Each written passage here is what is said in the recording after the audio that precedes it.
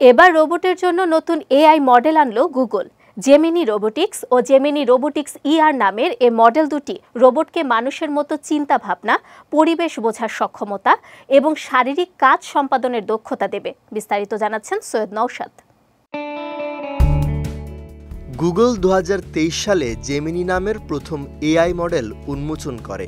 এরপর প্রতিষ্ঠানটি ক্রমাগত এই প্রযুক্তির উন্নয়নে কাজ করে যাচ্ছে। সিদ্ধান্ত গ্রহণ, ছবি ও ভিডিও বিশ্লেষণ সহ নানা ক্ষেত্রে সক্ষমতা অর্জনের পর এবার জেমিনি মডেলকে রোবোটিক্সের সঙ্গে যুক্ত করল গুগল। আন্তর্জাতিক সংবাদ সংস্থা রয়টার্স বলছে, গুগলের জেমিনি রোবোটিক্স ও জেমিনি রোবোটিক্স ইআর নামের এই মডেল দুটি রোবটকে মানুষের মতো চিন্তা ভাবনা, পরিবেশ বোঝার সক্ষমতা এবং শারীরিক কাজ সম্পাদনের দক্ষতা দেবে, যা গৃহস্থালী থেকে অফিস সহ বিভিন্ন পরিবেশে রোবোটিক সহকারীদের সক্ষমতা বাড়াবে।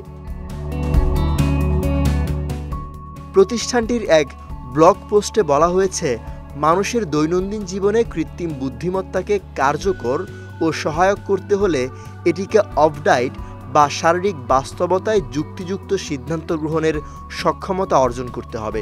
অর্থাৎ কৃত্রিম বুদ্ধিমত্তাকে বাস্তব পরিবেশ ও পরিস্থিতি বুঝতে হবে, নিরাপদ উপায়ে কাজ সম্পন্ন করতে হবে এবং মানুষের মতো শারীরিকভাবে সাড়া দিতে হবে।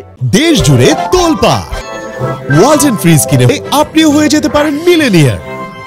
গুগল বলছে, জেমিনি রোবোটিক্স হলো একটি advance vision language action model. এটি জেমিনি 2.0 এর ভিত্তিতে তৈরি করা হয়েছে।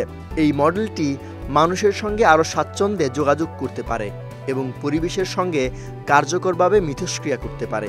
এমনকি এটি সংবেদনশীল শারীরিক কাজ যেমন কাগজ ভাঁজ করা, এমনকি বোতলের ঢাকনাও খুলতে পারে।